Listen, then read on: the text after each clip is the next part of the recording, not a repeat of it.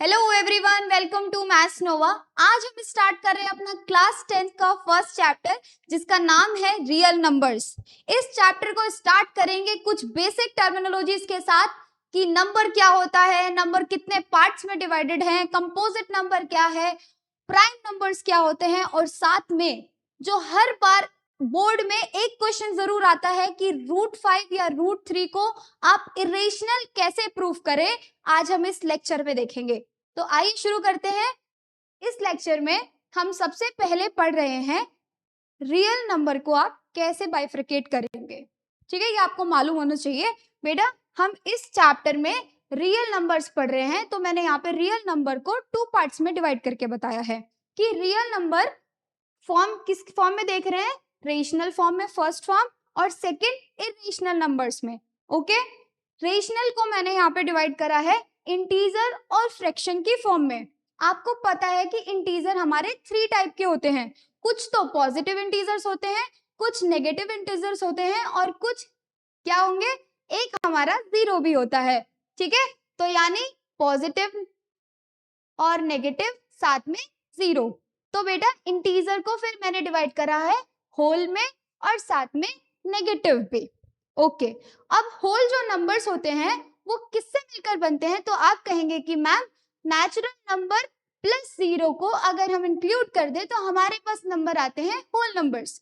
यानी whole numbers वो होते हैं जो 0 से स्टार्ट होते हैं।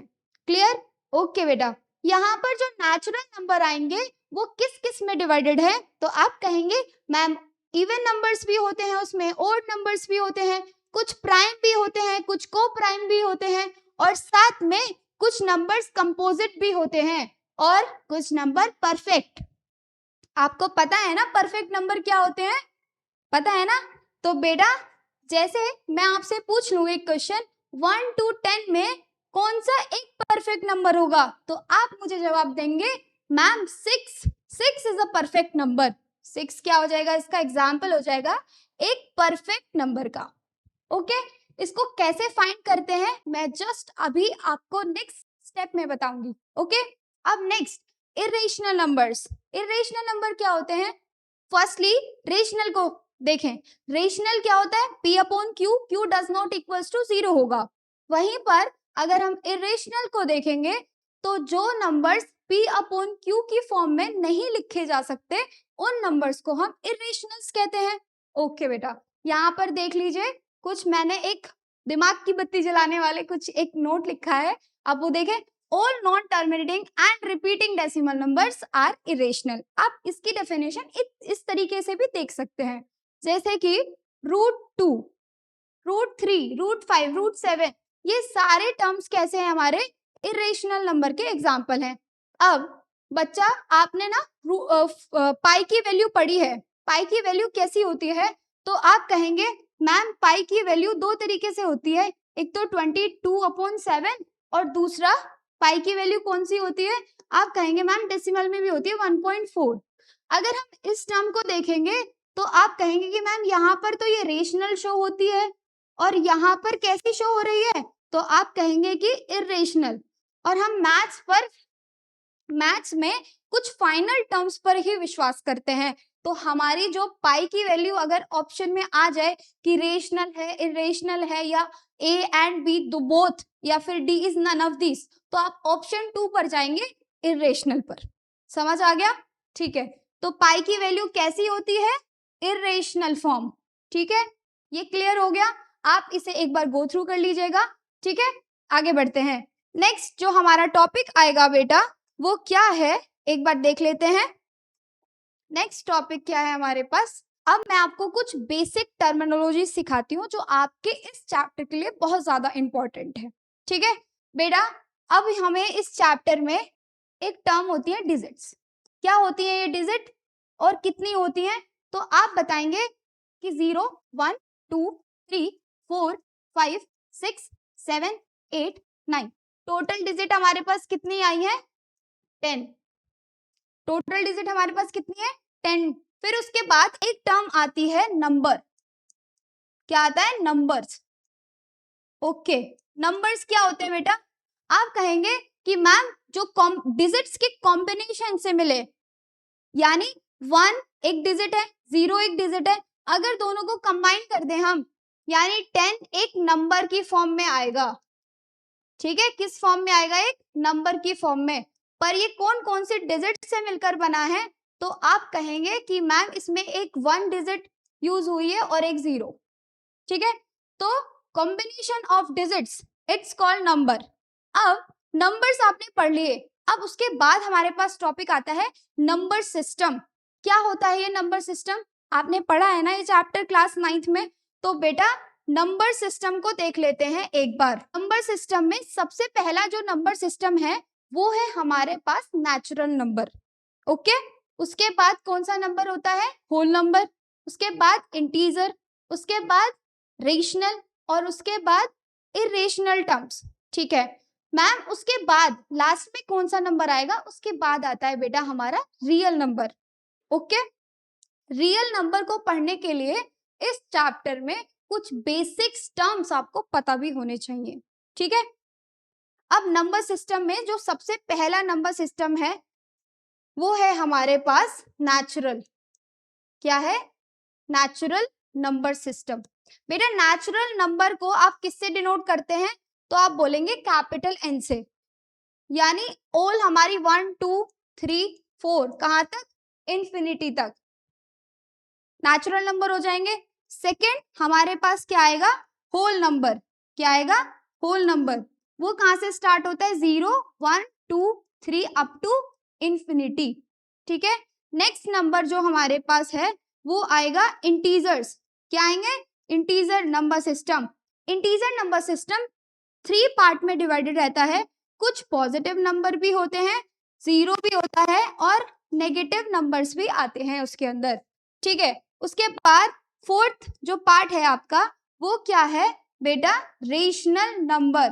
रेशनल नंबर सिस्टम में जो भी टर्म होगी वो p अपॉन q और q does not equals to की फॉर्म में लिखी जा सकती है।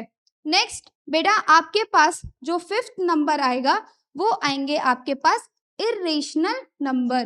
क्या होता है इरेशनल नंबर? मैंने आपको जस्ट अभी भी बताया था कि इरेशनल नंबर हमारे वो नंबर्स होते हैं लाइक √2। √2 की जो वैल्यू आएगी वो आती है 1.41। ठीक है बेटा, तो मान लीजिए √2 √3 √5 ये तीनों के तीनों क्या हैं? ये तीनों नॉट परफेक्ट स्क्वायर हैं। तो जो नॉट परफेक्ट स्क्वायर या फिर नॉट परफेक्ट क्यूब होते हैं वही नंबर्स क्या होते हैं? इरेशनल। ठीक है, आप इसको ऐसे भी समझ सकते हैं। ओके, उसके बाद क्या आएगा? Real number system. Real number बेटा, रियल नंबर जो होता है ना वो सबसे बड़ा नंबर सिस्टम है। रियल नंबर के अंदर नेचुरल भी इंक्लूड होता है, होल भी आता है, इंटीजर भी आएंगे, रेशनल भी आएंगे और इरेशनल टर्म्स भी आती हैं। ठीक है, तो यानी अगर आपसे कोई भी पूछता है कि सबसे बड़ा नंबर सिस्टम कौन सा होगा तो आप कहेंगे रियल नंबर सिस्टम। क्यों? क्योंकि इसके अंदर नेचुरल भी आते हैं नंबर्स, इसके अंदर होल नंबर्स भी आते हैं, इंटीजर्स भी आते हैं। ठीक है, और रेशनल नंबर्स भी आते हैं। ठीक है, और इरेशनल नंबर्स भी आते हैं। इसलिए हमने क्या कहा कि सबसे बड़ा नंबर सिस्टम क्या है हमारे पास? Real number system. Okay, clear हो गया यहाँ तक चीजें? ठीक है मैम, क्या इसको हम एक माइंड मैप की फॉर्म में देख सकते हैं, एक पिक्चर की फॉर्म में देख सकते हैं? जरूर, बिल्कुल, मुझे पता था आप जरूर पूछोगे ये टाइप्स ऑफ नंबर की। बेटा देखो, मैं यही बता रही थी आपको कि natural number, whole numbers, integers and rational number, ये सारे के सारे नंबर किसमें इंक्लूडेड रहेंगे? तो आप कहोगे रियल नंबर सिस्टम में। किसमें रहेंगे? रियल नंबर सिस्टम में। ठीक है, इसलिए मैंने इस चैप्टर के स्टार्टिंग बेसिक टर्मिनोलॉजी से की है कि आपके दिमाग में क्लियर पॉइंट हो कि रियल नंबर ही हम क्यों पढ़ रहे हैं इस 10th क्लास में, क्योंकि आप लोअर क्लासेस में सारे नंबर को पढ़ के आए हैं।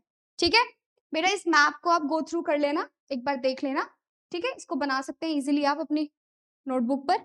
ठीक है, आइए स्टार्ट करते हैं आगे के पॉइंट्स। टॉपिक्स है हमारे, वो टॉपिक है types of the rational numbers.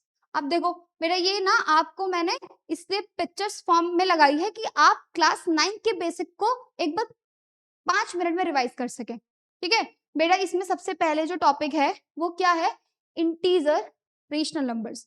मतलब मान लीजिए बेटा इंटीजर हमारे कैसे होते हैं, 3 टाइप में होते हैं, पॉजिटिव, नेगेटिव, जीरो। ठीक है, यहाँ पर देखो rational number that are the whole numbers. ठीक है, -2, -1, 0, 1, 2 एग्जाम्पल्स भी ये हो सकते हैं।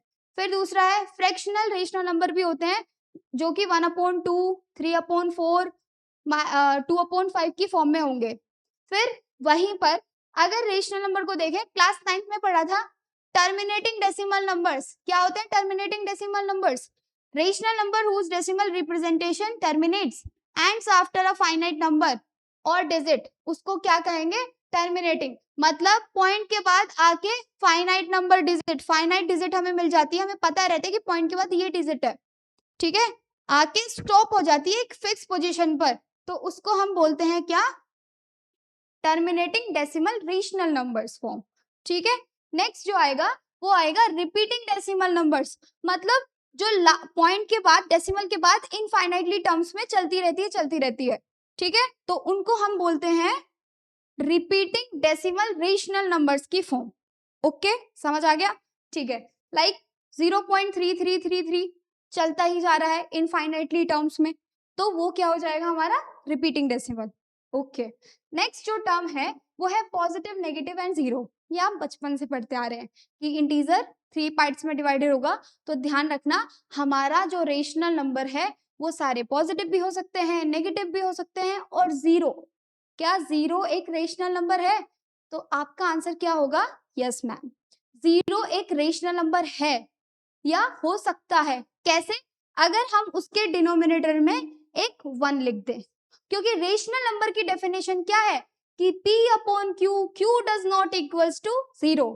तो बेटा 1 नॉट इक्वल्स टू 0। समझ आ गया? क्लियर है? ध्यान रखना, कोई पूछे ना types of rational numbers, types of rational numbers कितने पार्ट्स में डिवाइडेड हो सकते हैं, तो ध्यान रखना वो integer rational numbers, fractional rational numbers, terminating decimal rational numbers, repeating decimal rational numbers and positive, negative and zero. ठीक है, हाँ तो बेटा यहाँ पर मैंने आपको डेफिनेशन लिख के दे चुकी हूं मैं, तो आप इसको नोट डाउन कर लीजिएगा कि हमारे पास जो टर्म्स होते हैं नेचुरल नंबर क्या होते हैं कि the set of counting, counting का सेट हमारा क्या कहलाता है, नेचुरल नंबर।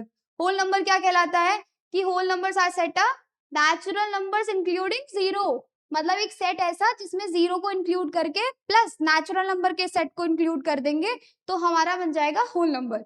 ओके, इंटीजर क्या होते हैं, the set of whole numbers negative all of natural numbers. मतलब सारे इसमें के कौन कौन से नंबर आएंगे, उसमें नेचुरल भी आएगा, होल भी आएगा। ठीक है, तो वो बन जाएगा हमारे पास इंटीजर, जिसको किससे प्रेजेंट करते हैं, जेड से। ओके, नेक्स्ट हमारा रेशनल नंबर क्या होता है, वो भी मैं बता चुकी हूँ, जिस नंबर को P/Q, Q does not equals to 0 की फॉर्म में लिख सकते हैं, वही नंबर क्या होगा हमारा रेशनल। ओके, नेक्स्ट हमारा क्या है, irrational numbers. Irrational number can not be written in the form of P/Q, can not be written of the किस फॉर्म में, P/Q की फॉर्म में। वही नंबर क्या हो जाएंगे हमारे पास, इरेशनल नंबर्स। या फिर ऐसे बता सकते हैं जो कि नॉट परफेक्ट स्क्वायर या फिर नॉट परफेक्ट क्यूब होते हैं, वही नंबर इरेशनल होते हैं। ठीक है, और बेटा देखो example, the non terminating and non repeating numbers are irrational. ऐसे ही बता सकते हो कि मैम जो non repeating and non terminating हमारे पास नंबर्स होते हैं वो भी इरेशनल होते हैं। ठीक है, क्लियर हो गया, समझ आ गया? आगे बढ़ जाऊं आगे। ठीक है, नेक्स्ट टॉपिक है फंडामेंटल थ्योरम ऑफ अर्थमेटिक। इसको समझने के लिए हमारे पास 2 नंबर्स हैं जिनको हमें समझना जरूरी है। उनको अगर तब तक अंडरस्टैंड नहीं करेंगे कि तो हमें फंडामेंटल थ्योरम नहीं आएगी समझ। तो वो कौन से 2 नंबर है, वो नंबर है कंपोजिट नंबर। कौन सा नंबर है वो, कंपोजिट। क्या होता है कंपोजिट नंबर मैम?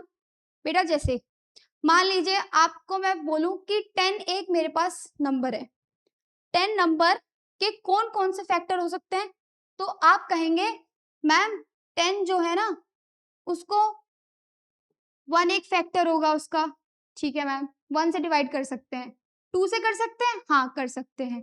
क्या इसको हम 5 से कर सकते हैं? यस मैम, 5 से भी कर सकते हैं। क्या बेटा हम इसको 10 को 10 से भी कर सकते हैं डिवाइड? तो आप कहोगे यस मैम 10 से भी कर सकते हैं। तो बेटा एक बात देखो, क्या 10 को 1 2 5 10 से अगर हम डिवाइड कर रहे हैं तो यही हमारी एक फैक्टर फॉर्म हो गई, जिसके एक से ज्यादा फैक्टर्स होते हैं, मोर देन 2 फैक्टर्स, वो क्या कहलाते हैं? Composite numbers. देखो यही लिखा हुआ है, यहीं पे पढ़ते हैं।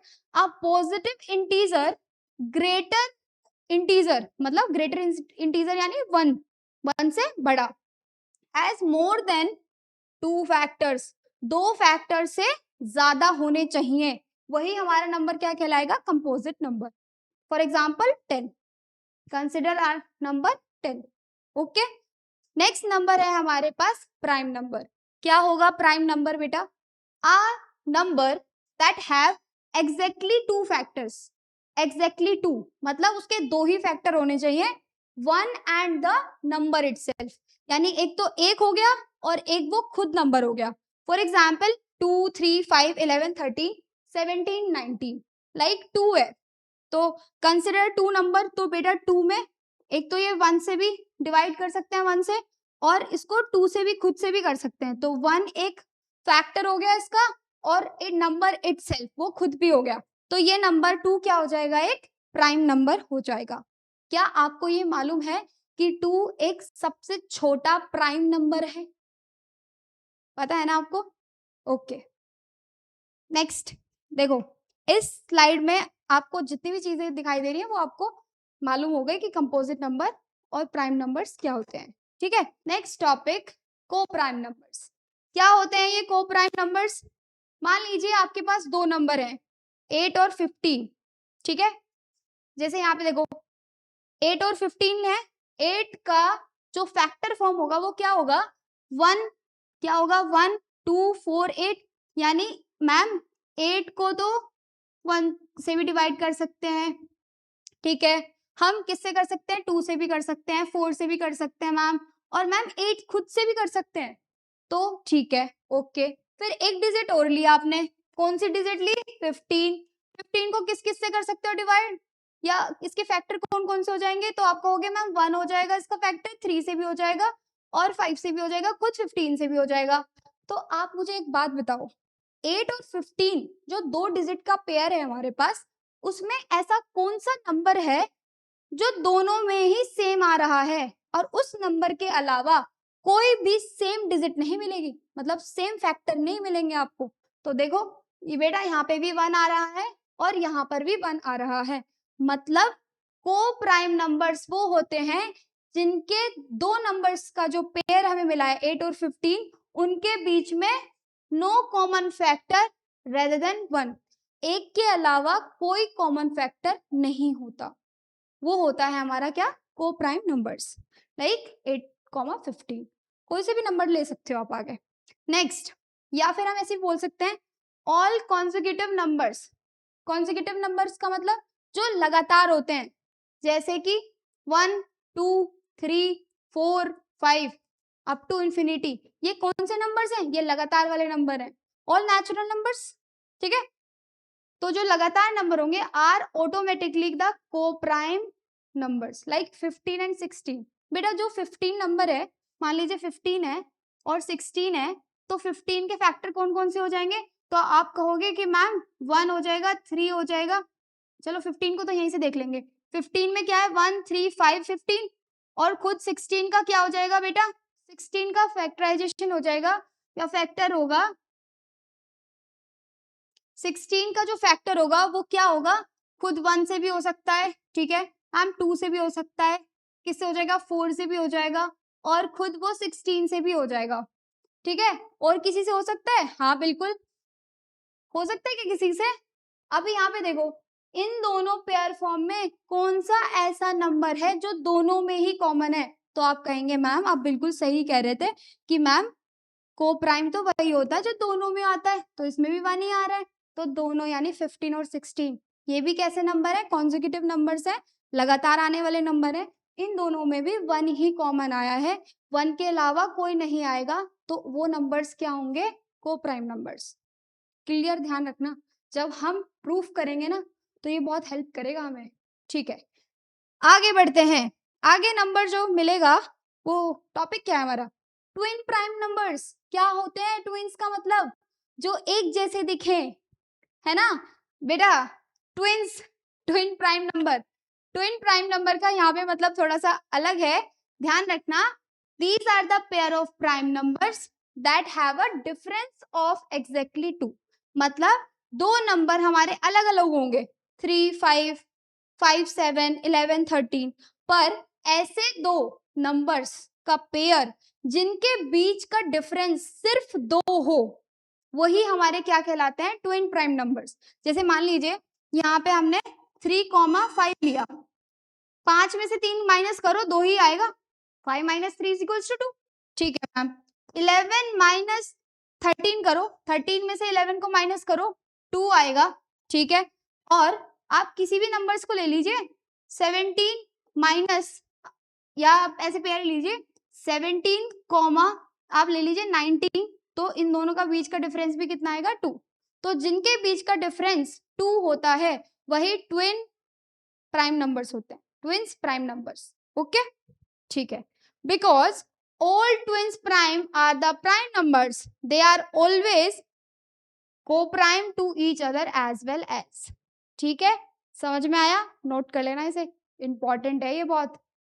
ओके, ठीक है, आगे बढ़े, टॉपिक क्लियर है ये, दो ही नंबर तो हैं, को prime numbers and twin prime.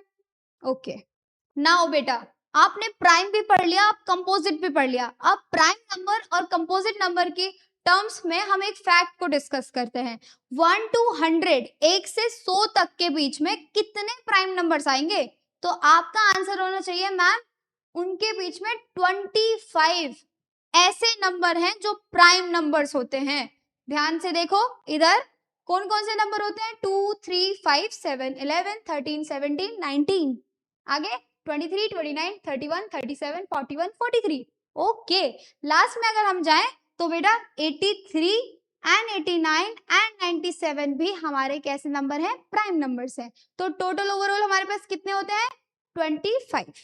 Okay, यहाँ ध्यान रखना 1 is neither prime nor composite। ध्यान रखना 1 एक ऐसा नंबर होता है ना तो वो प्राइम की कैटेगरी को सेटिस्फाइड करेगा ना वो कंपोजिट नंबर की कैटेगरी को सेटिस्फाइड करता है। ठीक है, समझ आया ना ये फैक्ट, ध्यान रखना। ओके, नेक्स्ट फैक्ट कि मैम आपने ना हमें ये तो बता दिया कि कितने 1 to 100 में कितने प्राइम आते हैं, अब कंपोजिट भी बता दीजिए। तो बेटा आपके पास पहली बात ध्यान रखना, मैंने आपको पहले भी बताया कि 1 is neither prime nor composite. ठीक है, 1 एक ऐसा नंबर है ना तो वो प्राइम होता है ना कंपोजिट होता है। तो बचे कितने नंबर्स, अगर 1 to 100 में 25 आपके क्या हो गए, प्राइम नंबर्स हो गए, तो कितने बचे बताइए। और 1 आपका ना तो प्राइम है और ना कंपोजिट है, तो बचे हमारे कितने, 74। तो बेटा आपके पास 74 नंबर्स ऐसे होते हैं जो कंपोजिट नंबर की कैटेगरी में आते हैं। कौन कौन से नंबर हैं, लाइक 4, 6, 8, 9, 10, है ना, 39, 40, 42, 44, 45 एंड लास्ट में 82, 84, 85, 86 एंड 96, 98, 99 एंड 100। ठीक है, आप देख पा रहे हैं ना 74 नंबर्स को, तो 1 to 100 के बीच में 74 नंबर कंपोजिट नंबर होते हैं। ओके, समझ आ गया, आगे बढ़े, इस फैक्ट को ध्यान रखना, अच्छा फैक्ट है ये। नाउ इस चैप्टर में आपको पता होना चाहिए कि एलसीएम और एचसीएफ की फुल फॉर्म क्या होती है। मैम वो तो हम ऑलरेडी जानते हैं, क्या, least common multiple, least common multiple. ठीक है, और एचसीएफ की full form highest common factor. Okay बेटा, एलसीएम में ध्यान रखना it is the smallest positive number. कैसा होता है, स्मॉलेस्ट पॉजिटिव नंबर होता है, दैट इज मल्टीपल ऑफ 2 और मोर गिवन नंबर्स। ठीक है, नेक्स्ट एचसीएफ क्या होगा, हाईएस्ट कॉमन फैक्टर होता है हमारा, हाईएस्ट कॉमन फैक्टर, और इसमें it is the largest number, it is the largest that divides 2 or more numbers without leaving a remainder। ठीक है, ध्यान रखना ये कैसे होता है, स्मॉलेस्ट पॉजिटिव नंबर और ये लार्जेस्ट। ओके, बात करते हैं इसके नेक्स्ट फॉर्म पर। नेक्स्ट फॉर्म है बेटा, अब ध्यान से देखना, ये टर्म बहुत ज्यादा इंपॉर्टेंट है। यहाँ पर LCM and HCF by the prime factor form, किससे पढ़ रहे हैं हम? प्राइम फैक्टर मेथड से देखेंगे। बेटा देखो, जो एलसीएम होता है ना हमारा, एलसीएम आपने फुल फॉर्म पढ़ ली। अब फुल फॉर्म से हमारा, अब छोटे बच्चे नहीं है, अब फुल फॉर्म से काम नहीं चलेगा, उसके अंदर के मीनिंग को भी हमें समझना होगा। क्या कि जो एलसीएम होगा ना बेटा, अगर हम एलसीएम करते हैं बाय प्राइम फैक्टराइजेशन मेथड, तो it is the product of the greatest power. मतलब हम जब हमने प्राइम फैक्टराइजेशन करा तो उसमें जो सबसे, या लाइक 2 है, मतलब मान लीजिए एग्जाम्पल से समझाती हूँ मैं, लाइक 8 है, ठीक है, तो इसमें 8 का क्या हो जाएगा? प्राइम फैक्टराइजेशन 8 का, तो आप कहेंगे मैम 4, इधर कितना हो जाएगा 2, फिर हो जाएगा 2 1, तो बेटा यहाँ पर 2 की पावर कितनी हो गई? 3। Okay ma'am. नेक्स्ट, अभी आपसे बोला जाए एक और नंबर, आपसे बोला जाए मान लीजिए 16, आप उसका प्राइम फैक्टराइजेशन कितना करेंगे? 8 टाइम्स, ये कितना हो जाएगा? 4 टाइम्स, ये हो जाएगा 2 टाइम्स एंड 2 1 टाइम, यानी इसका मतलब हो जाएगा 2 की पावर 4। तो बेटा आपके पास 2 नंबर्स थे, 2 नंबर की एलसीएम फॉर्म कितनी आ गई? तो 2 की पावर 3 इज इक्वल्स टू कितना है? 8, एंड 2 की पावर 4 इज इक्वल्स टू कितना है? 16। इन दोनों में से सबसे ग्रेटेस्ट पावर लेनी है आपको, बड़ी पावर एलसीएम में। जब भी एलसीएम निकालेंगे, क्या निकाल रहे हैं आप यहाँ पर? एलसीएम, ठीक है। जब भी एलसीएम निकालेंगे आपको क्या लेनी है? ग्रेटेस्ट पावर, सबसे बड़ी पावर। तो बेटा कितना हो जाएगा इसमें ग्रेटेस्ट पावर? 2 की पावर 4। तो इन दोनों डिजिट का जो एलसीएम आएगा वो कितना आएगा? 2 की पावर 4। आई होप क्लियर हो गया, यही आपको बात ध्यान रखनी है, ठीक है। ओके, नेक्स्ट टर्म क्या है? सेम देखो, यहाँ पर ही प्राइम फैक्टराइजेशन मेथड से हम किसको देखेंगे? एचसीएफ फॉर्म को। देखो, it is the product of the smaller power of each common prime factor in the given. मतलब इसमें हम किसको देखेंगे?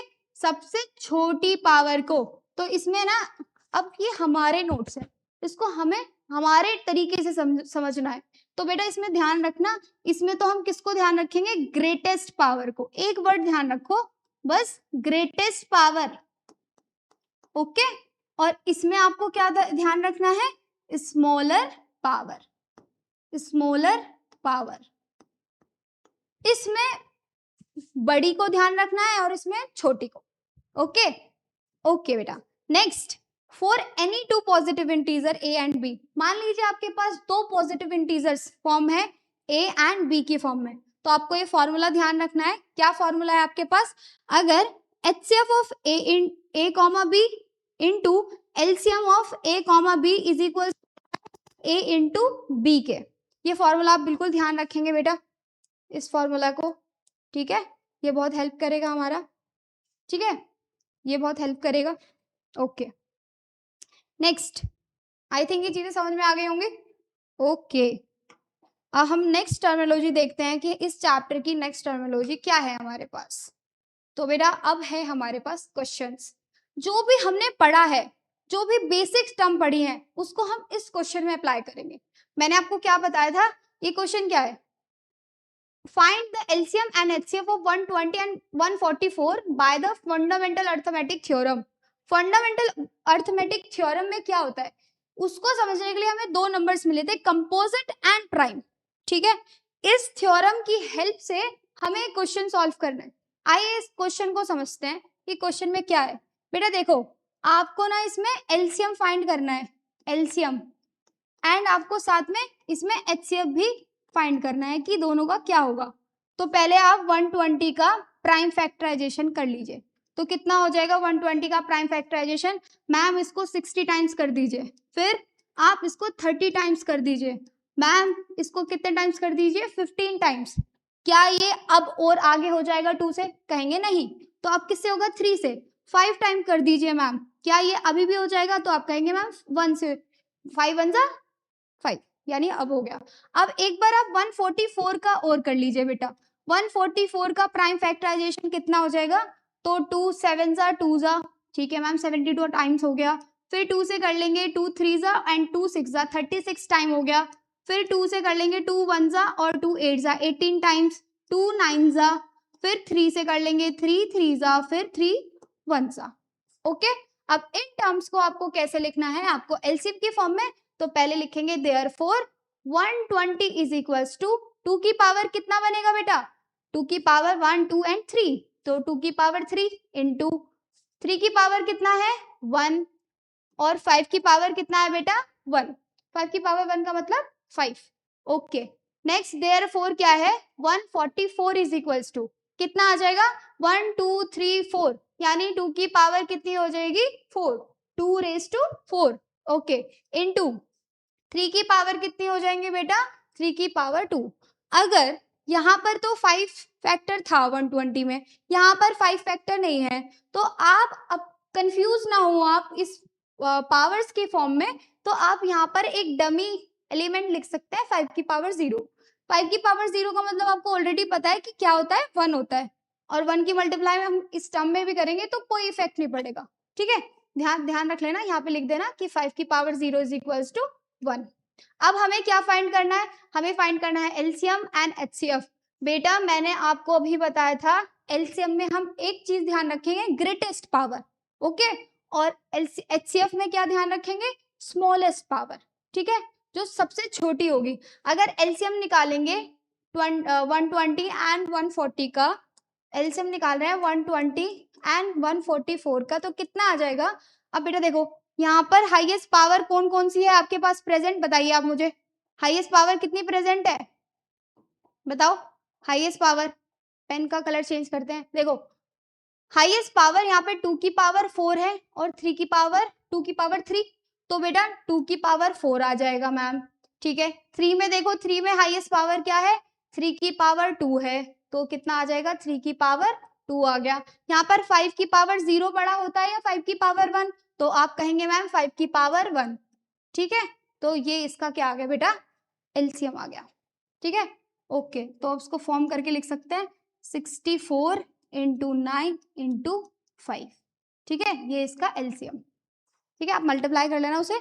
और नेक्स्ट आपके पास कितना आ गया, नेक्स्ट एलसीएफ, एचसीएफ निकालना है ना आपको, एचसीएफ फाइंड कर लेते हैं।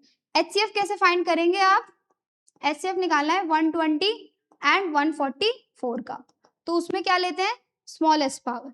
तो स्मॉलेस्ट पावर के लिए बेटा देखो स्मॉलेस्ट पावर यही हो जाएंगे जो बचे हैं, 2 की पावर 3 और कितना हो जाएगा 3 की पावर 1 और बेटा 5 की पावर 0, तो कितना हो जाएगा 2 की पावर 3, तो कितना हो जाएगा 2 की पावर 3 8 इंटू 3 और इसका मतलब 1, तो कितना हो गया 24।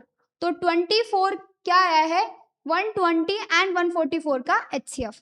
समझ आ गया आपको ये क्वेश्चन, क्लियर है, कुछ नहीं था ना इसमें, इतना तो आप कर लोगे ना एग्जाम में, क्वेश्चन आएगा ये इतना कर लोगे तो। ठीक है, ओके बेटा। बेटा नेक्स्ट क्वेश्चन में हमें एचसीएफ गिवन है इन दोनों डिजिट का 11 और इन दोनों डिजिट का एलसीएम गिवन है हमें 253 इंटू आर, और हमसे बोला है कि मैम आप सिर्फ आर की वैल्यू निकाल दीजिए। ठीक है, आपको याद है हमने एक फॉर्मूला यूज किया था, कौन सा फॉर्मूला यूज किया था हमने, सॉल्यूशन। हमने फॉर्मूला देखा था कि अगर हमें एचसीएफ मिले दो नंबर्स का इनटू एलसीएम मिले हमें ए कॉमा बी का, तो वो इक्वल हो जाएगा ए इंटू बी के। आपने ये फॉर्मूला मैंने आपको बताया था ना, अभी तो बताया था। ठीक है, अब हमें यहाँ पे क्या गिवन है बेटा एचसीएफ गिवन है यहाँ पे हमें 253 कॉमा 440। ठीक है, और कितना गिवन है 11, और एलसीएम कितना गिवन है आपको 253 का और 440 का, तो आप कहेंगे मैम 253 इंटू आर। ओके, इन वैल्यूज को आप इस फॉर्मूला में पुट डाउन कर दीजिए। तो आइए करते हैं साथ में।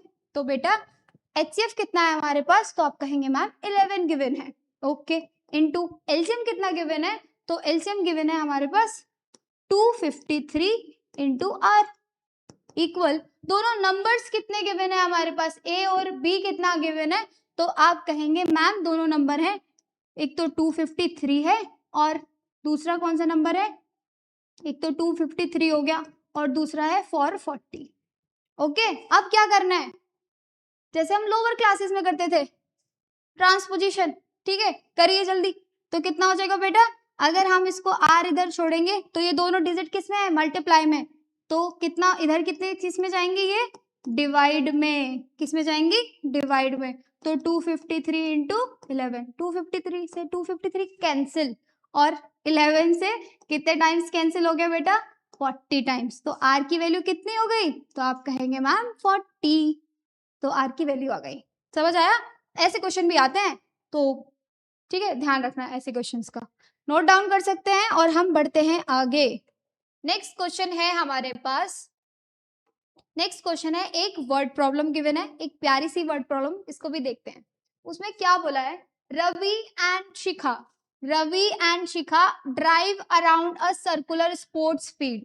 रवि और शिखा दो बच्चे हैं और दोनों स्पोर्ट्स फील्ड में एक राउंड लगा रहे हैं। तो उसमें आगे बोला है, रवि टेक 16 मिनट, रवि को एक राउंड लगाने में 16 मिनट लगती हैं टू कंप्लीट अ 1 राउंड, यानी एक पूरा राउंड लगाने में 16 मिनट लगी रवि को। एंड तो साथ में लिख भी लेते हैं बेटा, तो रवि को कितना टाइम लगा, रवि को टाइम लगा, Ravi takes to complete 1 round is equals to कितना, 16 मिनट्स। ओके, रवि को कितना टाइम लगा, 16 मिनट्स। वाइल, वहीं पर शिखा कंप्लीट्स द राउंड 20 मिनट्स। तो शिखा को कितना टाइम लग रहा है, शिखा को लग रहा है बेटा to complete 1 round is equals to 20 minutes, वहीं पर शिखा को लगे 20 minute. Okay, if both start at the same point, दोनों ने सेम ही पॉइंट से क्या करा था, अगर एक सर्कुलर पाथ है तो यहाँ पर सेम ही स्टार्टिंग पॉइंट से उन्होंने स्टार्ट किया था। Okay, at the same time and go to the same direction, और दोनों सेम टाइम पर और बेटा सेम ही डायरेक्शन में जा रहे थे, सेम ही डायरेक्शन में गए हैं। Then after how much time will they meet at the starting point, कितने समय के बाद वो उसी सेम स्टार्टिंग पॉइंट पर मीट करेंगे, हमें ये फाइंड करना है। ठीक है बेटा, क्वेश्चन तो आपको समझ में आ गया होगा क्या निकालना है हमें। तो रवि ने 16 मिनट लिए, शिखा ने 20 मिनट। अगर हमें स्टार्टिंग पॉइंट सेम टाइम पर निकालना है कि वो स्टार्टिंग पॉइंट पर कितने समय के बाद मिलेंगे, तो हमें क्या फाइंड करना होगा, एलसीएफ या एलसीएम। तो आप कहेंगे मैम एलसीएम, ऑब्वियस सी बात। एलसीएम में क्या करते हैं, ग्रेटेस्ट पावर को लेते हैं, क्या लेते हैं, ग्रेटेस्ट पावर। तो बेटा दोनों क्या करेंगे, इज यहाँ पे लिखेंगे दे after they will meet after at the starting point if equals to LCM, ठीक है। तो 16 एंड 20 का एलसीएम कितना हो जाएगा, तो आप साइड में क्या करेंगे, यहाँ पर आप साइड में अपनी ही नोटबुक में यहाँ पर एलसीएम निकाल लीजिए। तो 16 को हम कैसे लिख सकते हैं बेटा, तो 16 का प्राइम फैक्टराइजेशन कितना हो जाएगा, 16 का प्राइम फैक्टराइजेशन तो 8 टाइम्स, ठीक है, 4 टाइम्स, 2 टाइम्स और 1 टाइम। तो 16 का मतलब क्या हो गया, 16 का मतलब हो गया 2 की पावर 4।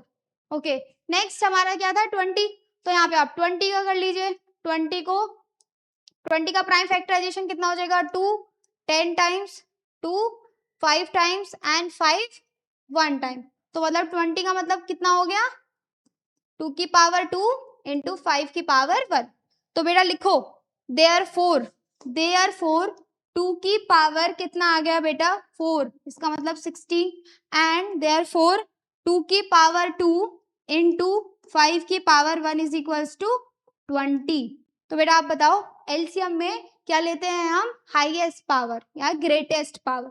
तो इन दोनों में ग्रेटेस्ट पावर कौन सी है, तो आप कहेंगे मैम यहाँ पर ग्रेटेस्ट पावर है, इन दोनों में ग्रेटेस्ट पावर है एलसीएम। इसको रफ कर देती हूँ मैं, यहाँ पे देखते हैं एलसीएम निकालेंगे।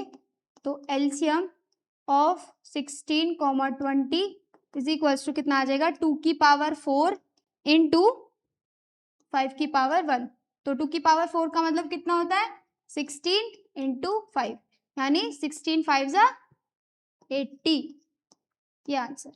समझ आ गया? ये क्लियर है? सबसे पहले क्या करा हमने बेटा, एक बार फिर से देखो, रवि और शिखा दोनों थे, रवि ने 16 मिनट में एक राउंड लगाया और शिखा ने 20 मिनट में। ठीक है, अगर हमें उनका मीटिंग टाइम देखना है कि सेम वो किस टाइम बाद मिलेंगे हमें, तो उसको हम क्या करेंगे, एलसीएम उसका इक्वल कर लेंगे। तो हमने 16 का प्राइम फैक्टराइजेशन किया, फिर 20 का प्राइम फैक्टराइजेशन करा, देन हमने एलसीएम में क्या करते हैं, ग्रेटेस्ट पावर को लेते हैं, तो हमने ग्रेटेस्ट पावर यहाँ पे कलेक्ट करी, तो हमारा आंसर आया 80। समझ आ गया? क्लियर हो गया ये वर्ड प्रॉब्लम? नाउ बेटा ये क्वेश्चन, अब ये क्वेश्चन इतना इंपॉर्टेंट है कि सीबीएसई इसको हर बार किसी ना किसी फॉर्मेट से पूछ ही लेती है। √5 अगर आप सॉल्व करके जा रहे हैं तो √3 या √2 पूछ लेंगे आपसे। ठीक है, तो आप इस पे क्या डाल देंगे, वेरी वेरी इंपॉर्टेंट, ओके, √5 ना बेटा, आप √5 को इरेशनल प्रूफ करने के लिए बोला है, तो कैसे प्रूफ करेंगे, जो भी नंबर होगा आप उसको पहले लेट या फिर अजम्पशन मान कर लीजिए कि वो क्या है, एक रेशनल नंबर है। तो क्या करेंगे आप, √5 इज रेशनल नंबर, ओके। अगर √5 एक रेशनल नंबर है तो वो इक्वल हो जाएगा P अपॉन Q के। ठीक है बेटा, जहां पर P एंड Q, और Q कैसा होना चाहिए, डज नॉट इक्वल्स टू 0, है ना, और दोनों P एंड Q कैसे नंबर हो जाएंगे, को प्राइम नंबर्स, ओके। चलो ठीक है, यहाँ पर Q जो है वो किस में है, डिवाइड में, उधर चला जाएगा किस में, मल्टीप्लाई में, तो कितना हो जाएगा, √5 into Q is equals to P। बेटा अगर √5 Q is equals to P आ गया, ठीक है, उसके बाद नेक्स्ट स्टेप क्या होगा हमारा, स्क्वायरिंग बोथ साइड, क्या हो जाएगा, स्क्वायरिंग बोथ साइड्स, ओके। तो √5 इंटू Q का whole square is equals to P का स्क्वायर। बेटा √5 का स्क्वायर इज इंटू Q का square is equals to P square, square से रूट कैंसिल हो गया, ठीक है, यस मैम, तो कितना हो जाएगा 5Q square is equals to P square, okay. इस 5 को इधर मल्टीप्लाई में, उधर चला जाएगा डिवाइड में, तो Q square is equals to P square upon 5। बेटा ये टर्म आपके पास आ गई। अब ध्यान से सुनना, एक बाय थ्योरम है, क्या बोलते हैं उसे, यहाँ पे मैं रेड पेन से लिख देती हूँ, ध्यान से देखो, सारे फैक्ट्स आपको पता होने चाहिए। एक बाय थ्योरम ना, P किसको बिलोंग करेगा, एक प्राइम नंबर को बिलोंग करेगा, ठीक है। इस थ्योरम में क्या होता है, अगर P ना P square divides A square, ठीक है, then P divides A, ma'am यहाँ पर A क्या है, तो बेटा A बिलोंग करता है एक पॉजिटिव, एक इंटीजर को, किसको बिलोंग करेगा, एक इंटीजर को, ठीक है।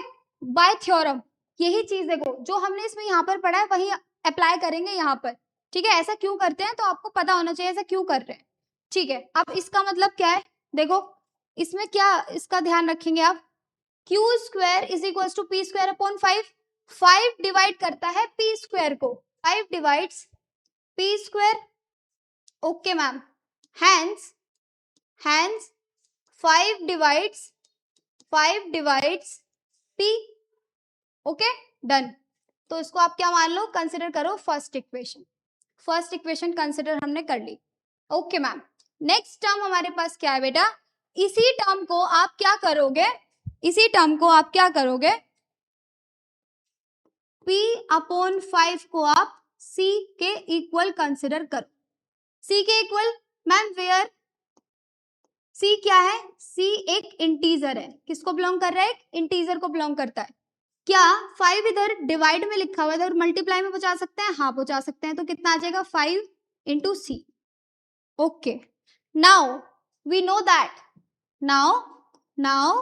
दैट, क्या जानते हैं आप बताओ, क्या जानते हो आप, क्या जानते हैं हम जानते हैं इस इक्वेशन को, 5q² is equals to P square. बेटा जहां p है ना वहां पर इस वैल्यू को आप पुट डाउन कर दो, तो क्या करोगे, putting p is equals to 5c, इस वैल्यू को इस यहाँ पर जहां पे स्टार बना रही हूँ ना वहां पर पुट डाउन कर दो। ठीक है, अगर हम पुट करेंगे तो हमारे पास क्या वैल्यू आ जाएगी, तो आप कहेंगे कि मैम हमारे पास क्या वैल्यू आ रही है, देखो क्या वैल्यू आएगी, यहाँ पे देखो 5q² is equals to p की वैल्यू कितनी किसके इक्वल है, 5c के, तो कितना आ जाएगा स्क्वायर, तो 5q² इज इक्वल्स टू 5 का स्क्वायर 25 c स्क्वायर, 5 इधर मल्टीप्लाई में है उधर चला जाएगा किसमें, डिवाइड में, तो 5 इंटू सी स्क्वायर अपॉन 5, 5 कितने टाइम्स कैंसिल, 5 टाइम्स, तो कितना हो जाएगा q² is equals to 5 square. अगर ये इधर मल्टीप्लाई में है तो इधर चला जाएगा डिवाइड में, तो करिए q² upon 5 is equals to C square. Okay, देखो यहाँ एक बात देखो, हमने क्या समझा था, यहाँ क्या समझा था कि 5 डिवाइड कर रहा है p स्क्वायर को, तो एक थ्योरम लगाई थी हमने, वाई थ्योरम, कि p प्राइम हो जाएगा p स्क्वायर अगर डिवाइड करेगा a स्क्वायर को तो p डिवाइड्स a, तो यहाँ पर भी तो सेम ही हो रहा है ना, यहाँ पे भी देखो सेम ही हो रहा है कि नहीं, हाँ जी बिल्कुल मैम, देखो 5 डिवाइड कर रहा है q स्क्वायर को, तो बेटा आप क्या मानोगे, यहाँ क्या लिख सकते हो, आप लिखोगे ma'am therefore 5 divides q square, 5 divides q square, ठीक है, एंड क्या लिखोगे, हैंस 5 डिवाइड्स q ऑल्सो, ठीक है, 5 q को भी डिवाइड करेगा, ठीक है, ओके बेटा, यहां पर हम इसको क्या मान लेंगे, इक्वेशन नंबर सेकेंड, ठीक है, इक्वेशन इसको सेकेंड मान लिया हमने। देन बेटा नेक्स्ट उसमें देखते हैं, नेक्स्ट यहां तक आपको क्लियर है, समझ आ गया आपको, अब आपको क्या करना है, equation first and equation second में आपको दो टर्म मिली हैं कि a और b को डिवाइड कर रहा है, क्या 5 डिवाइड कर रहा है, ठीक है, देखते हैं, तो देखो बेटा आप क्या करोगे यहाँ पर, नेक्स्ट हमारे पास इक्वेशन आई थी फर्स्ट, इक्वेशन क्या आई थी आपके पास, इक्वेशन आई थी आपके पास फर्स्ट एंड इक्वेशन आई थी आपके पास सेकेंड। इक्वेशन फर्स्ट में बोला था कि 5 जो डिवाइड करेगा वो किसको डिवाइड कर रहा था, 5 डिवाइड्स p को, है ना, और सेकेंड में बोल रहा था कि 5 डिवाइड करेगा किसको, q को, यही पढ़ा था ना हमने अभी दोनों इक्वेशन में, ठीक है, तो बेटा एक बात बताओ, इसका मतलब 5 डिवाइड्स p एंड q, है ना, इसका मतलब यही है, ठीक है, एंड p एंड q का जो फैक्टर हो जाएगा वो क्या हो जाएगा, फैक्टर 5, बट हम मान के चले हैं कि p एंड q किसको बिलोंग कर रहे थे, को प्राइम को, बट को प्राइम को बिलोंग कर रहे थे, पर क्या अब कर रहे हैं, क्योंकि इसका तो फैक्टर 5 आ रहा है, और को प्राइम की कंडीशन क्या सेटिस्फाइड करती है कि उसका फैक्टर कितना आना चाहिए, उसका फैक्टर 1 आना चाहिए, ठीक है, तो ये क्या हो जाएगा, डज नॉट बिलोंग्स टू को prime number, does not belongs to बेटा को प्राइम नंबर्स, ठीक है, क्लियर है यहां तक, ठीक है, तो हम कह सकते हैं कि नाउ हमारा अजम्पशन जो था वो हमने क्या मान के चले थे, गलत मान के चले थे, तो नाउ assumption आर रॉन्ग, क्या हो गया, वो गलत हो गया ना, रेशनल मान के चले थे, देन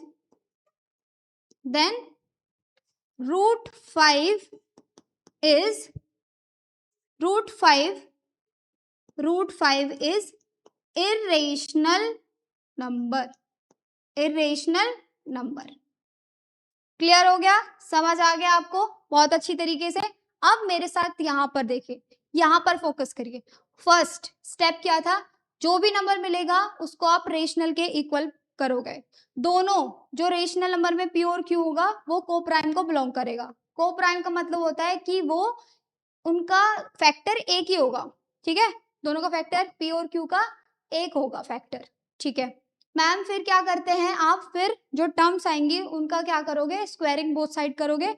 फिर स्क्वायरिंग बोथ साइड के बाद आप 5 को इधर ट्रांसफर करोगे p के पास, तो p स्क्वायर अपॉन 5 आ जाएगा। और 5 को क्या प्रेजेंट करेगा, 5 प्रेजेंट करेगा कि वो डिवाइड कर रहा है p स्क्वायर को, तो बाय थ्योरम 5 भी डिवाइड करेगा किसको, p को, ठीक है। एज इट इज सेम आपको q वाले पोर्शन में करना है, ठीक है, कर लेंगे ना आप, ओके। नाउ हम देखते हैं next question.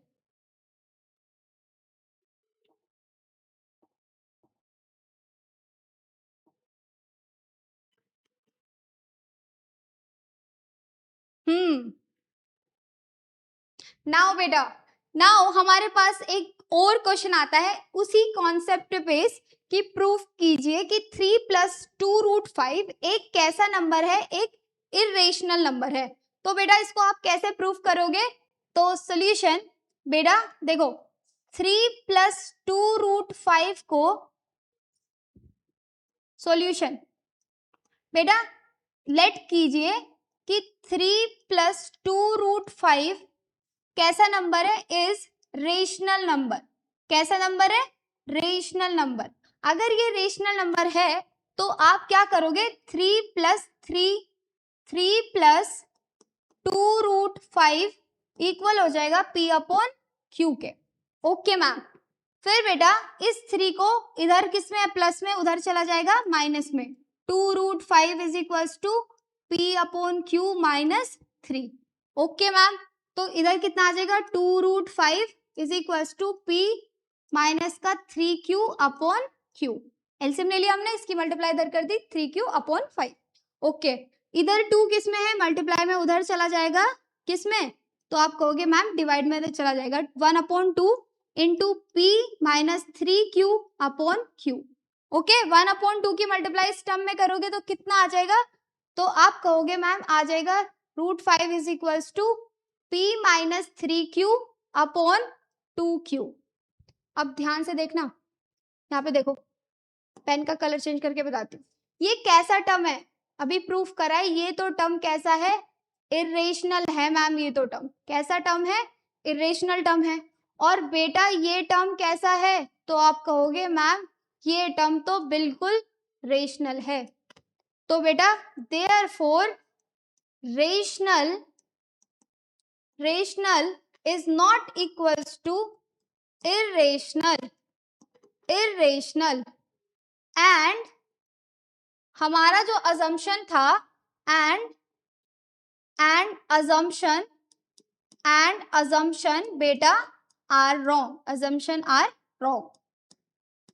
are wrong, then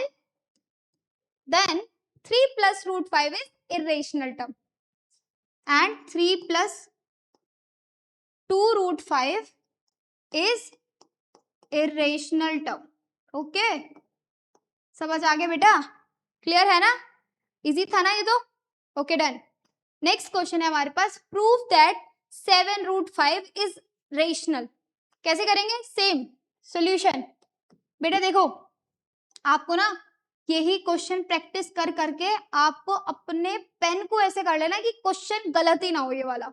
तो देखो फिर क्या करोगे, फिर से लेट करो कि 7√5 इज रेशनल नंबर। हमने क्या मान लिया, इसको रेशनल नंबर मान लिया, सारे स्टेप में ऐसे करते हैं ना, रेशनल मान लेते हैं, ठीक है। उसके बाद आप क्या करोगे, अगर रेशनल है तो इसको इक्वल किसके दिखाओगे, p अपॉन q के, ठीक है। जहां पर p एंड q, और q कैसा होना चाहिए, डज नॉट इक्वल्स टू 0, और p q कैसे नंबर है, को प्राइम, कैसे नंबर है, को प्राइम नंबर्स, ठीक है, ओके बेटा। अब देखो यहाँ पे 7 किस में है, ये मल्टीप्लाई में है, तो इधर किस में चला जाएगा, कहोगे डिवाइड में, 1/7 p अपॉन q, ओके, तो कितना हो जाएगा, √5 is equals to P upon 7Q। Okay बेटा, आप मुझे देख के बता सकते हैं कि ये जो हमारे पास टर्म है, ये जो टर्म आई है हमारे पास, इस टर्म में ये वाला टर्म किसको प्रेजेंट कर रहा है? कहोगे मैम ये तो इरेशनल नंबर है हमारा √5, तो और ये नंबर कैसा है, P अपॉन 7 इंटू क्यू, तो कहोगे मैम ये तो बिल्कुल रेशनल है। तो क्या हमने सीखा था? हमने सीखा था कभी भी हमारा जो देयरफॉर रेशनल नंबर होगा ना, वो कभी भी इक्वल नहीं हो सकता किसके, इरेशनल नंबर के। किसके इक्वल नहीं हो सकता? इरेशनल के। तो हम कह सकते हैं कि then assumption are wrong, assumption are wrong बेटा। ओके, assumption अगर wrong हो गया तो हम तो रेशनल मान के चले थे, तो हम क्या कह सकते हैं? हम कह सकते हैं so that 7√5 is irrational number। कैसा है? irrational number। ओके, 100% समझ में आ गया? ओके मैम, समझ में आ गया। ऐसे ही आपको अपनी क्वेश्चन प्रैक्टिस करनी है। एनसीईआरटी से कीजिए, आरएस से कीजिए, एनसीईआरटी एग्जाम्पल से कीजिए, पर ऐसे क्वेश्चन को डिफरेंट मेथड से, मतलब ये जो है ना √7 आ गया, कुछ टर्म्स और भी हो सकती है ना, 2√2 आ गया, 3√2 आ गया, ऐसे क्वेश्चंस को आप अपनी पकड़ में, अपनी ग्रिप में कीजिए। ओके, नाउ अब हमें प्रूफ करना है कि 6 plus √2 is a irrational number. कर सकते हैं, इजी है ना। क्या करोगे सबसे पहले? देखो मैं इसलिए ये सबसे ज्यादा क्वेश्चन लेके आई हूँ क्योंकि यही आते हैं सबसे ज्यादा, 100% यही आते हैं। तो देखो सॉल्यूशन बेटा, फिर क्या करोगे? लेट अजम्पशन करो, एज्यूम करो। क्या एज्यूम करोगे कि 6 प्लस 2 जो है वो कैसा है? इस रेशनल नंबर। कैसा है? एक रेशनल नंबर को बिलोंग करता है। ठीक है, हमने मान लिया। अगर ये रेशनल है तो इसको किसके इक्वल लेके चलोगे? तो कहोगे मैम P अपॉन Q के, और जहां पे P एंड Q जहां पर Q नॉट इक्वल्स टू 0 होना चाहिए, यानी दोनों के बीच का फैक्टर कितना होना चाहिए? 1 होना चाहिए। ओके बेटा, यहाँ पर किस में है? ये प्लस में है, तो उधर चला जाएगा किसमें?